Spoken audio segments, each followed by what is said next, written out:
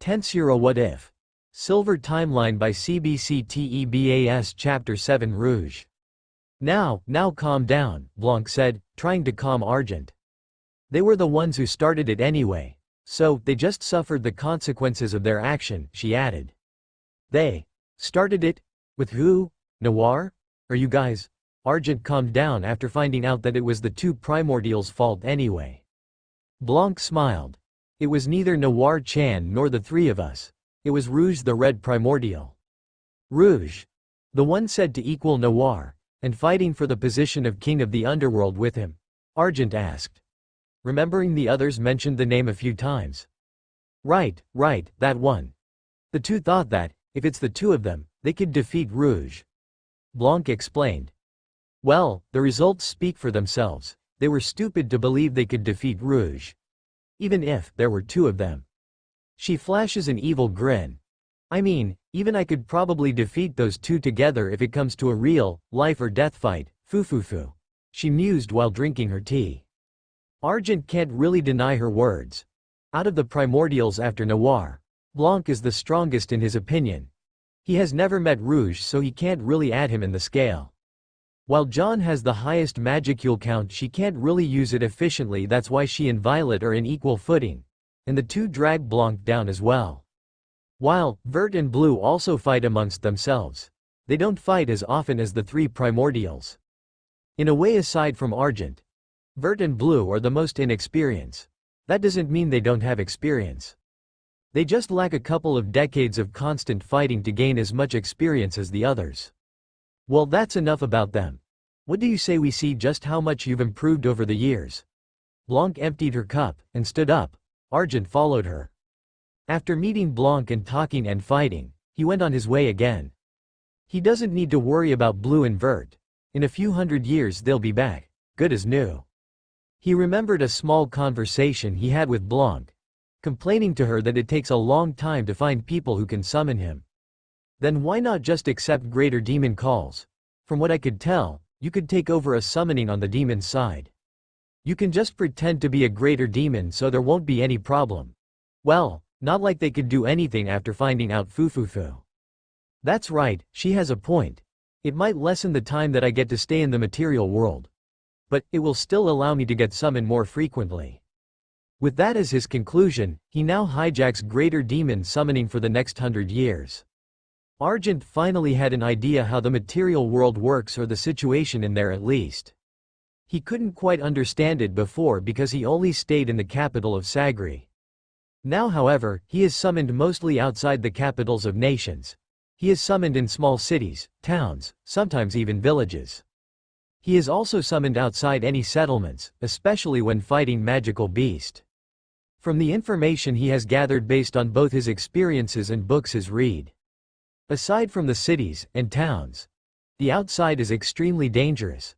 Magical beasts are loitering everywhere. Villages are never safe.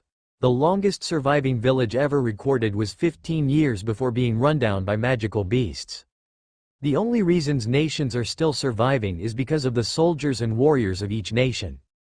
The average soldier of a nation could defeat magical beasts like horned bear and giant bats. Not to mention the knights of a nation. Each one could defeat blade tigers and armorsaurus on a one-on-one fight. The reason for this level of strength is because the only ones able to be labeled as soldiers and knights are those capable of those feats. An average nation only has 5,000 to 7,000 of soldiers, and knight levels are only around 100 to 500 knights. Not to mention the warrior unit, a group of people made up of people that are independent to the nation's military.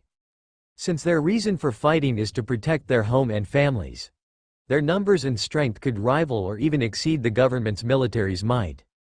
They have a more detailed ranking system than the military. They still don't have the ranking of S, A, B, C, D, E and plus, special. I only place them there to make it easier to imagine the levels of each class. The threats are rank as E rank to D equals class 1, servant. D rank to C plus equals class 2, knight. B rank to B plus equals class 3, captain. A rank to A plus equals class 4, general, special A and above equals class 5, lord class. S rank and above equals Class 6, Emperor class. Ironically, the military's soldiers are capable of defeating Knight class threats, while the Knights are capable of defeating Captain level threats. The warrior rank is Beginner equals Class 1, Intermediate equals Class 2. Master equals Class 3, Veteran equals Class 4. A veteran is a rare individual gifted since birth. There are only at best 2 or 3 for each nation, some don't even have any. A person may think, but the average knight can only defeat up to Class 3. What happens if a Class 4 appeared in a city or town without a veteran rank warrior? The cities are engraved with intricate inscriptions and runes that builds a barrier that can withstand attacks from Class 4 threats and keep them outside. The durability of this barriers can last from a month to a year depending on the strength of the Class 4 beast. A couple of experienced master-ranked warriors can also defeat Class 4 threats. However, that is only until Class 4. When Class 5 appears, they would need an individual called Saviors. These Saviors are given abilities that can rival Class 5 threats, but they, like Class 5 threats, are more rare than veterans. There has only been about 3 recorded Saviors that ever existed, and 2 of them are already dead. The last one is being employed by the nation Magni. They aren't just people gifted with power since birth. They are also people that acquire abilities after facing life-threatening events that push them to the brink. AN. Saviors equals saints. The only way for people to travel and trade goods with other cities and nations are because of the warrior units. It has been an unspoken fact that the only ones capable or even allowed to travel with a sense of security are those who have knights guarding them or master rank warriors. The magical beast and the material world are all dangerous. Like demons, magical beasts constantly fight each other to survive the day.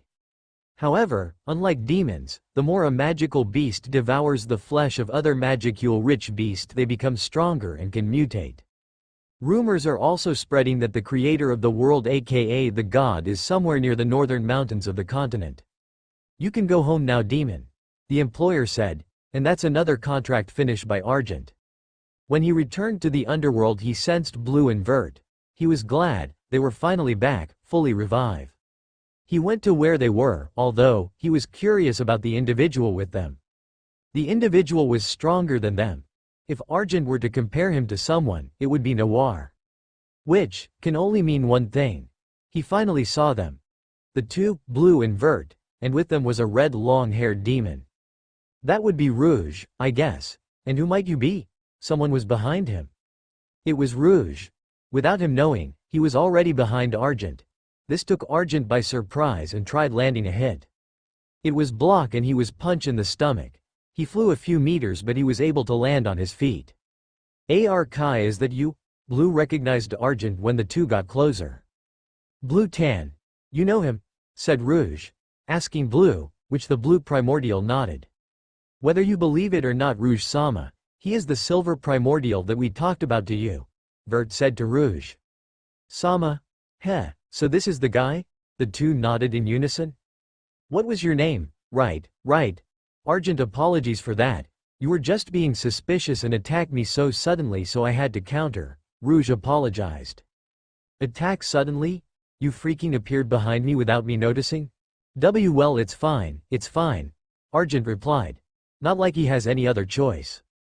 You really do feel similar to us Primordials. He looked Argent up and down. "Well, I am halfway there," Argent said, scratching the back of his head with a dry laugh. "By the way, Vert, why did you call him Rouge-sama, earlier?" asked Argent, looking to Vert's direction. That's because he is now my and Blue's master," Vert said matter-of-factly. Which, Blue nodded too. "Master? Since when?" Argent asked. "Since we were defeated. We realize how weak we are. That's why we have sworn our loyalty to Rouge-sama, AR Kai," replied Blue. "So because they were defeated they submitted to the winner. I wonder if the other Primordials think the same." "Well, that's impossible with those chaotic bunch. So Argent, I can sense beings in a several kilometer radius and you just suddenly appeared a few kilometers away," Rouge said. "How exactly did you get that close without detection?" He squinted his eyes waiting for an answer. "Well, I just returned from the material world, so I just appeared earlier," Argent said awkwardly.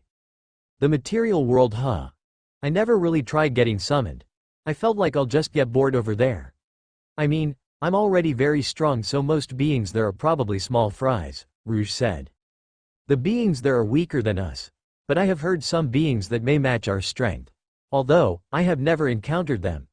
There was even a rumor that the creator is living somewhere in the material world.